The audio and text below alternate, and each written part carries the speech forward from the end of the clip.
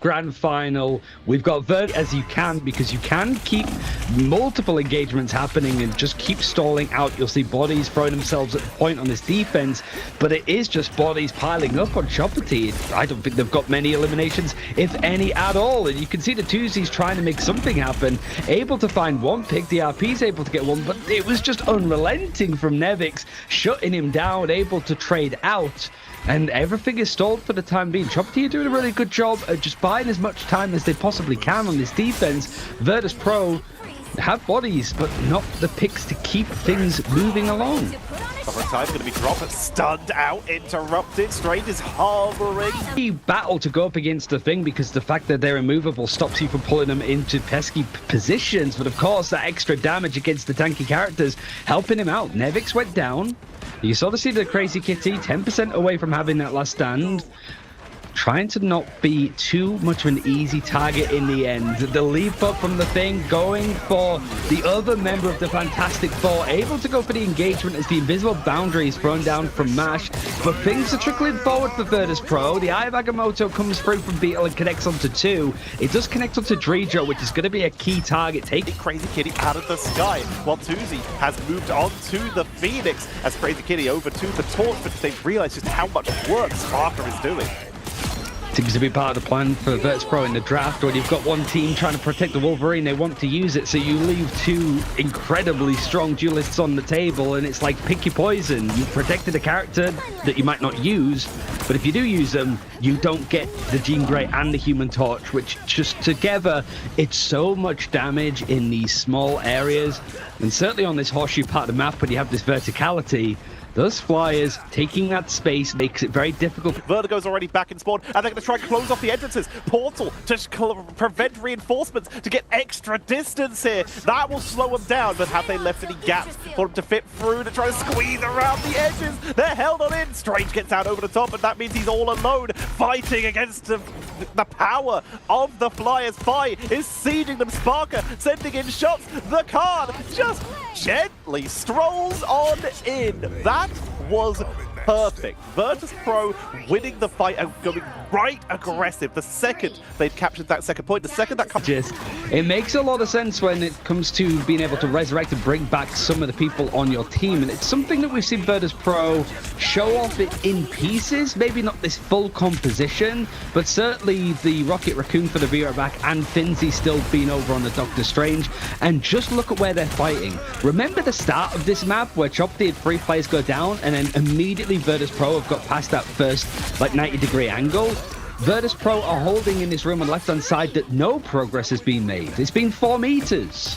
They completely have this locked down here, sieging onto the point. We're seeing Chopity realizing, oh, it's this. And you're watching it from Drijo's perspective. It's pretty much for free up on this high ground. It's going to be really hard work for Tuzi to get in behind and find the dive, which he's so well known for. Even Crazy Kitty has to do something similar. The RP is going to leap into the background, and an Eye of Agamotto thrown in catches onto Tuzi as well as the RP, but it is the Human Torch that's taken out, and the thing is just swinging and hoping for the best for Beetle. Clobbering time comes in, but Virtus.pro still have everybody alive, and anybody that did go down is just going to be brought back by this Kamek Revival. Literally every single person. That cart has moved 6.88 meters. They found nothing. Finally, Mash is going to be able to try and touch, but guess what? They're still Finzi. He's still there after being revived. They're struggling prison. As finally, it seems Chopity are starting to try and push on in. There's his Jeff, and it finds absolutely no one. Crazy Kitty falls, and even though Chopity was burning through the portal for later, because he might not even need it, as Chopity, this is their last chance. 25 seconds remaining for one last push. Might be a good call in the end, because this fight actually now is starting to go into the favor of Chopity. Visible boundary is going to be thrown through, but I'm still seeing a lot of blue in the kill feed, right? Like, there's still a lot of Chopity finding the string of eliminations together, but you got a clobbering time almost ready for Nevix, but he gets taken out just beforehand. The Kamek Revival is good to go for Drijo, but where's the good timing? 3 people have gone down in quick succession. Do you want to use it now? No, they're just going to let this push forward in overtime. They at least have one good fight just before this checkpoint, and they still have a portal, and they still have a Kamek Revival. Are they going to portal everyone back in at once? In for Karmic Revival, they've just put the Emma Frost, where you have that Psylocke team up, so you're able to do more consistent damage, double up, and break some of those breakpoints. But Virtus.pro instead putting Finzi on the Magneto, so they're not making use of that team up, despite the fact that Emma Frost is available. Wanted to go for something a little bit more solid, and I guess trying to make sure that they get those Meteor M end song combos to blast through those breakpoints off. Oh, this is scary though. Chopity, they were just hopping down to the low ground and ran right into where the Psylocke was. Both of us actually forced that a little bit early, and you can see the Invisible Woman trying to get to safety. Breaking the sightlines takes a lot of damage, and that invisible boundary was key. Surviving there was important from MASH, but unfortunately, when you've got the Feast of the Abyss from Nevix, it allows that first pick to come through on Beetle just before he gets his ult. Symbiotic Resilience has to be used for the defense. In the meantime, Nevix getting punished in the backline, gets stunned down by the Cosmic Flame, but is still able to get out, finally chased on the backline. Crazy Kitty has to burn their ultimate here as they were in a little bit of danger. Will send in the Phoenix into the backline, but it looks like it was popped. Not getting a lot of damage output here from Gridthrow Drown. This is going to be Chopity starting to finally get the momentum, pushing on, taking them out here. Why are they so low? Yeah, we've I feel like we're sort of 20 feet tall now. We're just like the Destroyer from the first 4 film. But it's Virtus.pro now. Bought a good amount of time, forced pretty much Chopity to OT right at the end there, so it's 2.5 minutes extra added on. Virtus.pro is... You'd see other teams win that fight, but that payload has moved up a lot further. Virtus.pro can go for these engagements in such an early position, especially when they could just find picks like that seemingly out of nowhere. Just the damage output is enough that it's unsustainable for Chopity even before these fights properly begin. It's a full team wipe, and everybody other than Sparker, who's not that far away, has their ultimate to just sit back on and relax. A minute left. Chopity, they're building up as well, though. Tuzi just about to have their own ultimate, meaning it will be all 6 for them, meaning they have their one chance. Try and push. Tries to go in to get the pickup onto 5, but 5 just turns it, going down the Insult Inferno of their own. Will burn through that bonus health onto Vertigo, but where's the follow-up? Who's left? Barker is already charged up on that Dark Butterfly into the back. They're going to try and capitalize with the ultimates expiring to burn on through, but with an invisible boundary, it's MASH keeping the team up with a nice force physics to hold Vinci back in, and they are pushing in towards point number 2. Portal for the extra zoning potential and for the reinforcements allows Chopity to hold this point and hit that second objective. And 90 seconds added. Immediately you can see Virtus.pro to leave Nevix here. They're trying to deal with him, and all he needs to do is escape, dash out. And all it does is going to take Chopity into different positions where they're not able to go and fight for the objective. They have to clear some of these other crevices. Oh, that's scary though. The Invisible Woman and MASH just running in to try and group up with a team to share that damage. But because they were so low, it was already scary. And then the Feast of the Abyss just on top means that it's done. It's dusted. Chopity, however, I think are going to be happy with the progression that they've made on this one, just to push all this distance. But still, Virtus.pro, they don't make the same mistakes on this map that they clean first point take. The up is strange. They're going to try and reinforce it. The first to fall could try and make their way back in for the delay, but they got to time it right. No, they don't. They let it go, but they've got the portal active. Are they going to try and go for a portal mugging to try and pick someone off? No, they just cancel it.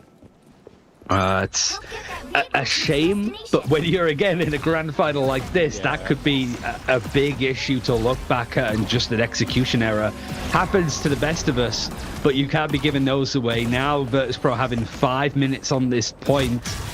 Really cuts off the sight line, stops some of that damage, sees the Meteor M. You just need a glimpse of it to know that you want to be getting out of dodge if you possibly can.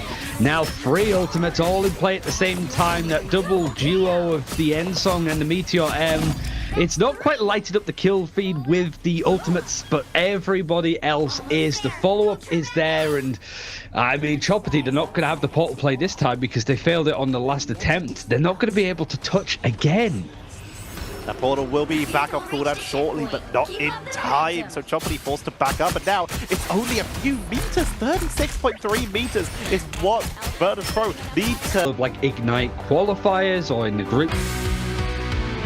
Board holds that has from Vinci's perspective in the earlier stages. So this is something they have been rolling with as already fantastic zoning potential fight. Just keeps the pressure on as they try to make their way up to that high ground, but just eat those explosions from the sparks. It's more just Virtus.pro putting their foot down, stopping this choke from being pushed into DRP, forced to use that resilience yet again. It is taking a lot of damage, and whilst a lot of the healing by Virtus.pro, but you can't argue with results. Not when it comes to Chopity. Maybe it was an element of like Virtus.pro having all of their ultimates that they suspected that Chopity had the same, and the brute force is only going to allow Chopity to bully their way onto the point and make some progression. Virtus.pro happy to throw a good portion of ultimates prematurely to just make sure that it buys a little bit more time before Chopity are able to fight on this objective. It feels like an inevitability that some progression is going to be made at this rate. Really, it was just off the back of some good engagements. It feels like Virtus.pro feel like they can't full hold that first point, and maybe that's why they took some of the fights, and maybe why we saw that engagement with so many ultimates is just, again, to force as much time out as possible. Eventually going for this reset. It is quick to try and go in and fight on the bridge, get in stock of where exactly all of these players from Chopity are positioned, but their key interest is going to be where is Tuzi, where is Crazy Kitty, and is it likely that those big slam ultimates are going to be in play just yet?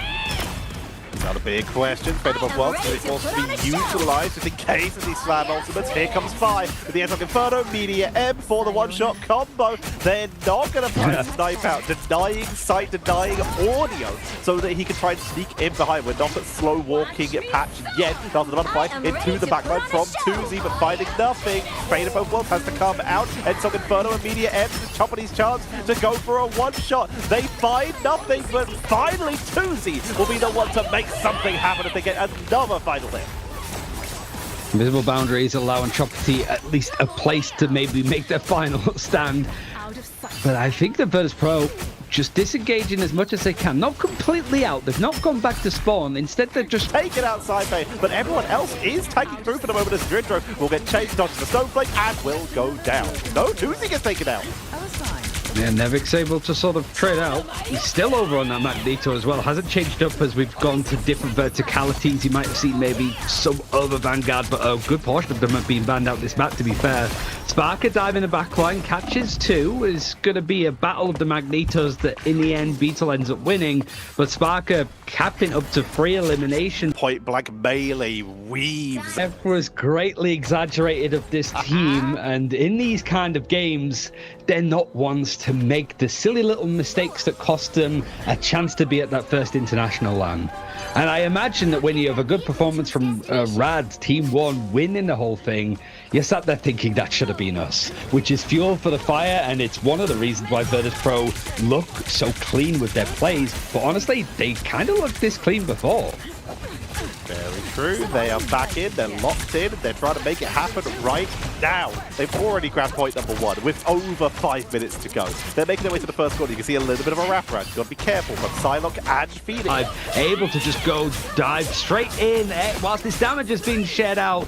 There just isn't enough strategists alive to keep themselves surviving, and it's just the same as all of the maps with these payloads, moving forward pretty much for free. Chopity, Vertigo is switching over towards the Strange. Portal play has to come in now, and there's still 5 minutes. What? Nevix! No way! Nevix counter portals, drops Vertigo through, shuts down the reinforcement. Put yourselves a bit and going, yeah. Like he's able to get his ultimate and just throw out more lethal damage than Tuzi's been able to do on the Punisher. And so now, I guess that's a good thing about the Punisher, right? As well with the turret, if you can get actually onto the payload, that's going to break some of these like bunker setups in play.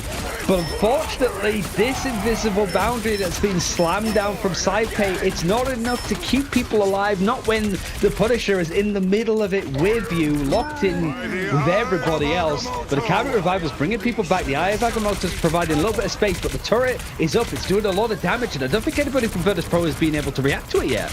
Now turret used for crowd control immunity to prevent that Eye of Agamotto. Instead, it only hits Bai, who's able to tank on through. Sorry, only hits the rest of the backline, basically. Chopity, they're trying to still break through this. They survived the initial engage from Vinci, and they're starting. Eddie, here comes Virtus.pro for the last second hole. Clobbering time comes out. Tuzi's going to be stunned, but is going to be inside that regeneration domain. Allowed him to take the fight as Crazy Kitty is on the duel on Cypher on the backline. Moves strategists, who remove their healing, takes them down with the activation of it as they push shot in onto Fi, burning them off the board. The time is ticking down, but it's not gonna matter because there's no one left to hold them. Sparker falls, Karmic Revival comes on out. We're still going, Ryan. Oh, he's managed to use the right click as well, the smoke screen, to just hop up onto the high ground. Now the turret's up. It's forcing Nevix to go in and try and deal with it. Trying to swing in behind. He's very close to breaking it, able to catch him out, but the Moto is also... Vulnerability application is so strong.